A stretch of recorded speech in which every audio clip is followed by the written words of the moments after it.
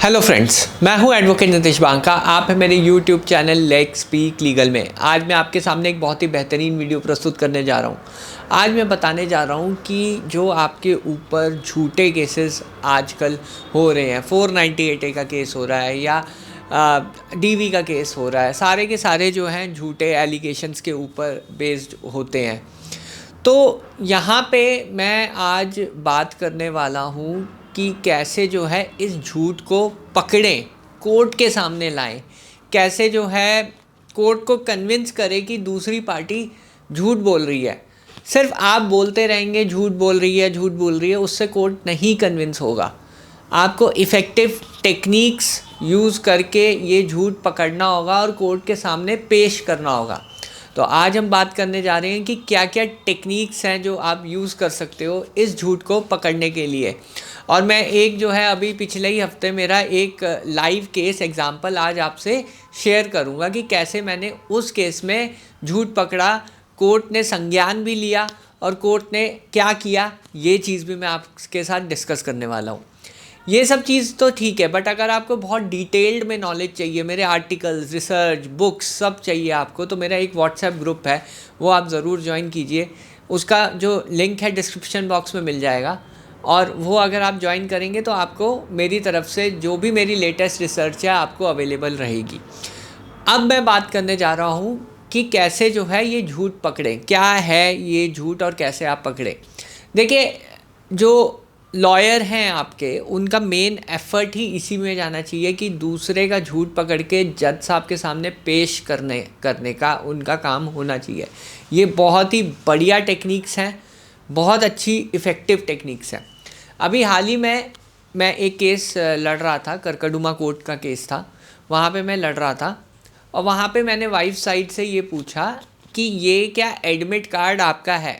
Although उससे पहले मैंने ये क्वेश्चन रखा था कि क्या आप इस एग्ज़ाम में अपीयर हुई हैं कभी। उसने मना कर दिया था, उसे ये नहीं पता था कि उसका एडमिट कार्ड मेरे पास है। तो मैंने वो एडमिट कार्ड से उसे कन्फ्रंट कराया कि ये एडमिट कार्ड आपका है। जिस एडमिट कार्ड में उसकी फ़ोटो भी थी, सिग्नेचर्स भी थे, सारी डिटेल्स उसकी करेक्ट थी उस एडमिट कार्ड में।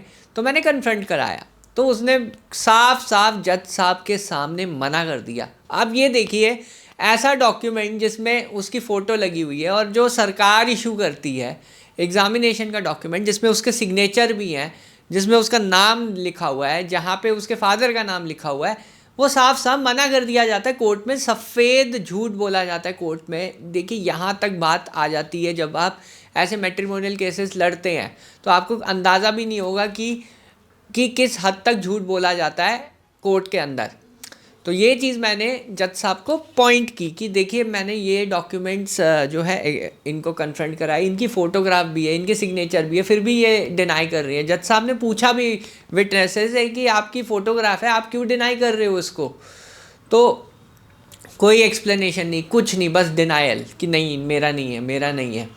जज साहब ने जो है, मैंने विटनेस को एक तरीके से थोड़ा प्रेशराइज भी किया कि आप जो है ओथ पे हो, अगर आपने झूठ बोला तो आपके ऊपर 340 की कार्रवाई होगी और 340 में परजुरी में आपको बुक कर दिया जाएगा। जज साहब ने भी सेम चीज़ समझाई, फिर भी वाइफ साइड ने डिनाई किया वो डॉक्यूमेंट कि मेरा नहीं है। तो देखिए, कोर्ट का भी डर नहीं है, झूठ भी बोलना है और 340 की जो कार्रवाई है उसका भी कोई डर नहीं है। क्या आपके भी केसेस में ऐसा होता है कि वाइफ साइड को कोई डर ही नहीं होता है कि 340 और 379 की भी धारा लग सकती है, परजुरी में वो बुक हो सकती है? क्या आपके केस में भी ऐसा है? कमेंट ज़रूर कीजिए, मेरे को बताइए कि आप कैसे जो है ये केसेस लड़ रहे हैं अपने।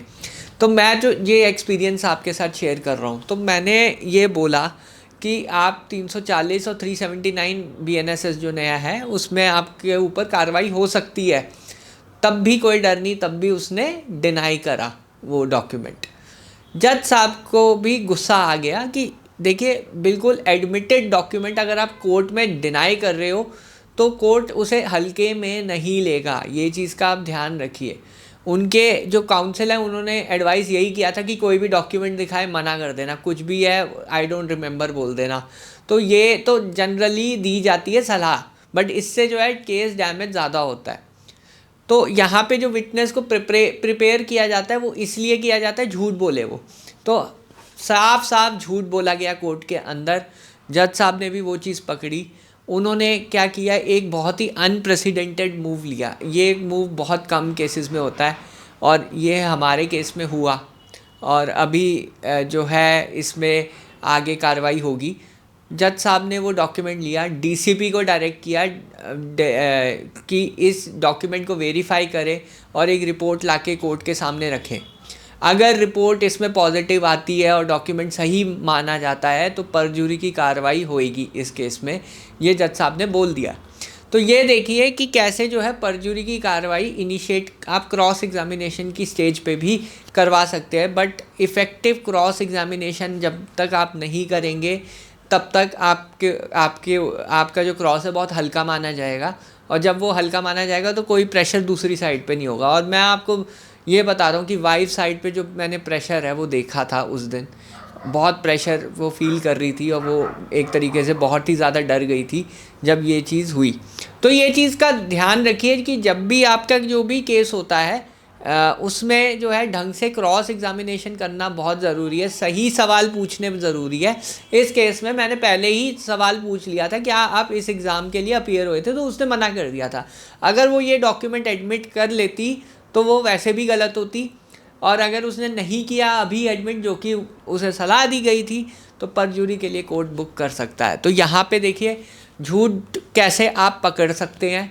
अगर वाइफ ने झूठ बोला है आपकी, तो कैसे, एक एग्जाम्पल के थ्रू मैं बता रहा हूँ कि कैसे आप ये झूठ पकड़ सकते हैं और कोर्ट के सामने रख सकते हैं। कोर्ट क्या कर सकता है, यही एक आर्ट है, यही एक साइंस है जो कि इम्पॉर्टेंट है आपके लिए समझनी।